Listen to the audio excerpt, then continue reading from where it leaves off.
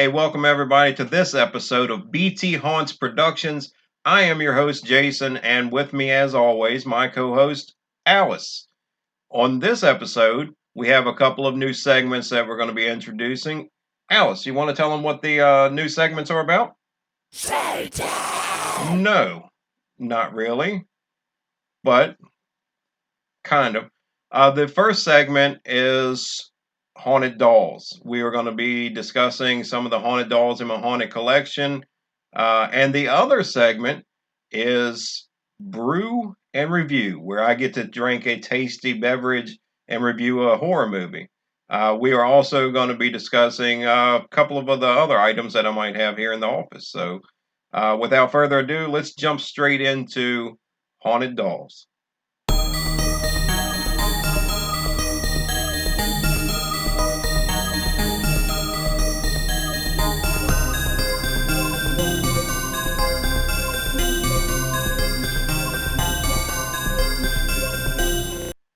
So I have several different haunted dolls in my haunted collection, but this is the first segment, so I find it only fitting that we discuss Alice, my co-host.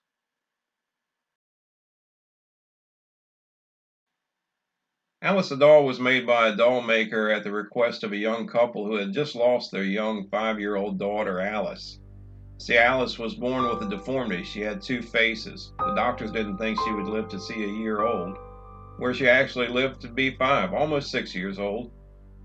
So the young couple was grief-stricken. They asked the doll maker to make the doll in the exact likeness of Alice. They loved Alice so much. She was their firstborn child. They took Alice home. Alice still participated with the family. She sat at the table when they ate. She also would watch TV. They kept her on the shelf so they could see her all the time. A few years later, they ended up having another kid.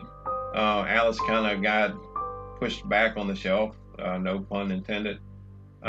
So one day, things started happening around the house, and little things like pictures getting knocked over or broken items, mugs getting knocked off of the table.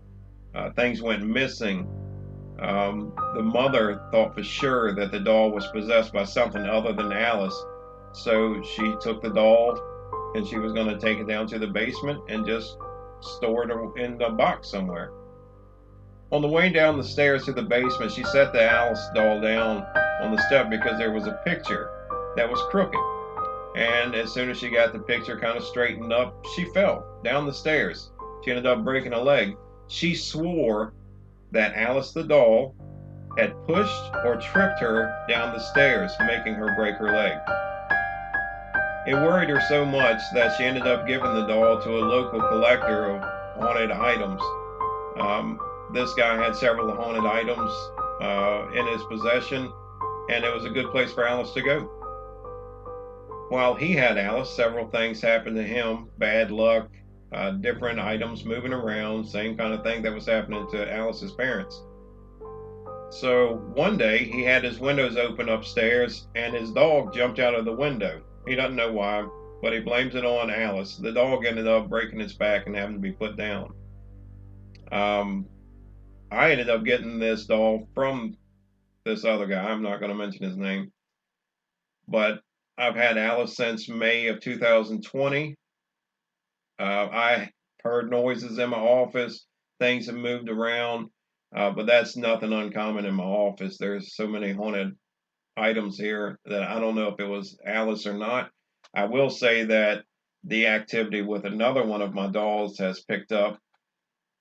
But that's a little backstory on Alice. And I do think that Alice is my favorite doll. And that's why she's my co-host.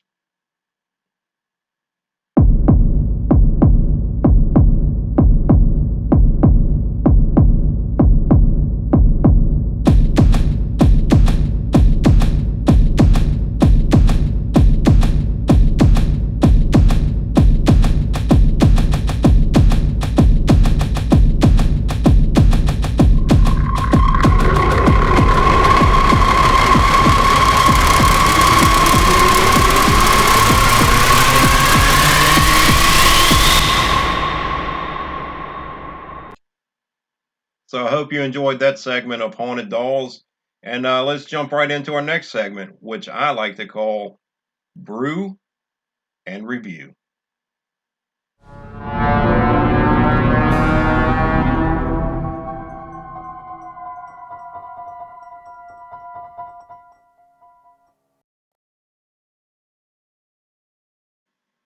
That's right, this week's movie is Rob Zombie's House of a Thousand Corpses.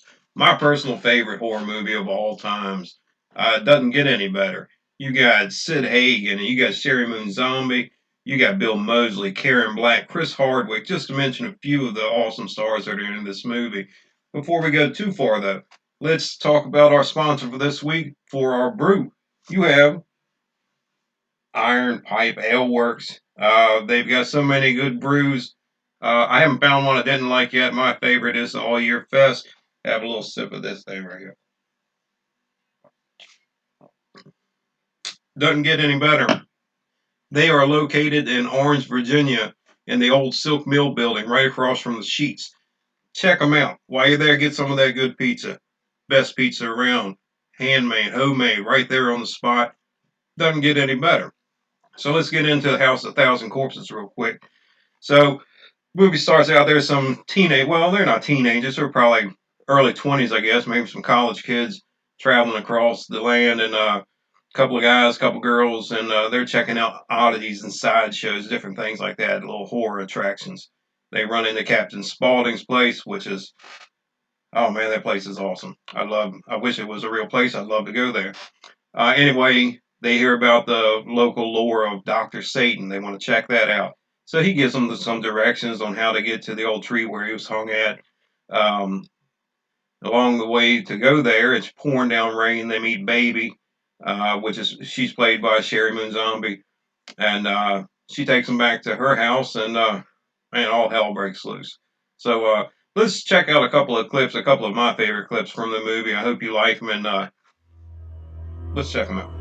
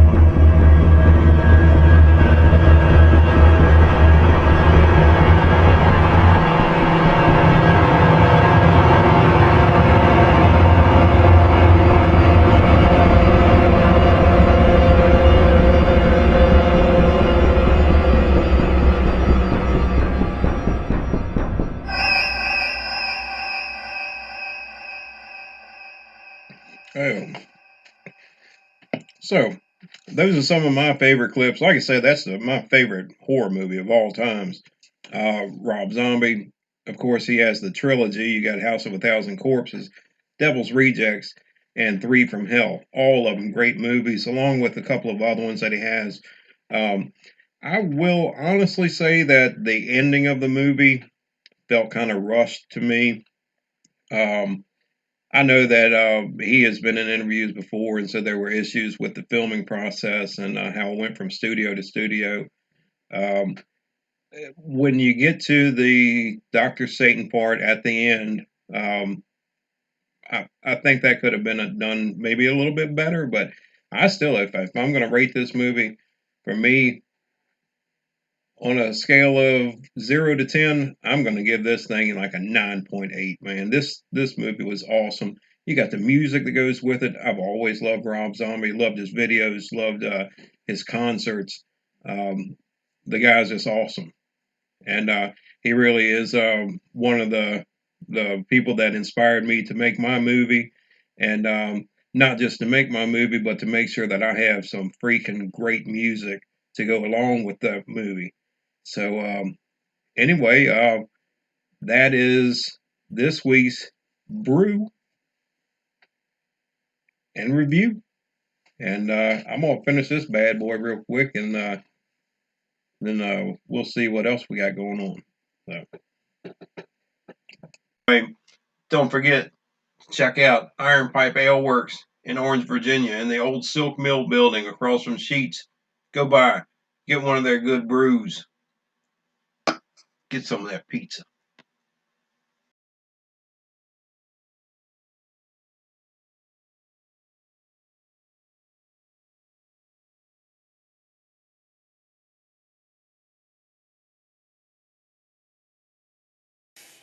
So we'll go in the office and actually just do a quick pan around real quick.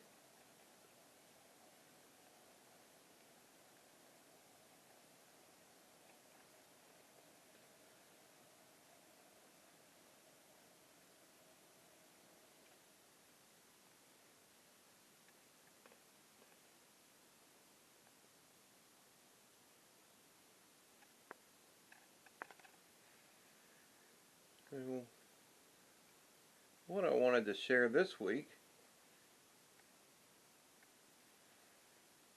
is a couple of my paintings.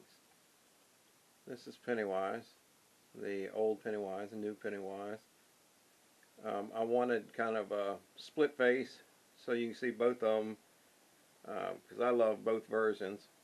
And I actually, Lexi McLeod, painted this for me and did an awesome job on it. She also, keeping up with this week's brew and review, painted Captain Spaulding for me and did an excellent job. So anyway, there's a couple of things that are my favorites, and everything is my favorite in here, but some of them really stick out, and that really is the first thing you see when you open the door and walk through is Pennywise. Well, that's it for this episode of BT Haunts Productions. Make sure you click the like button, share this video, hit the subscribe button, and Alice, anything you want to say before we head out?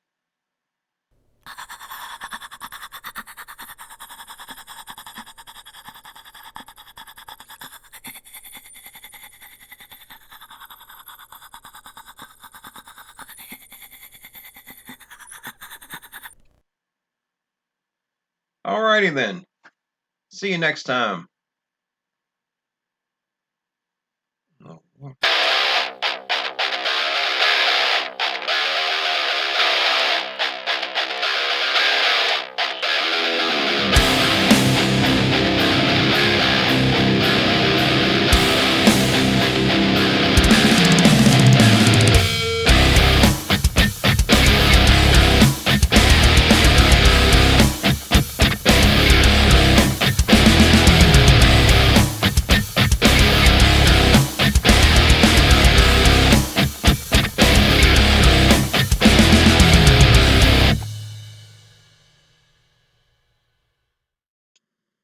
Man, that's some good beer right there, Alice. Man, what the hell is wrong with you? Always got to be doing stuff like this. Oh, man.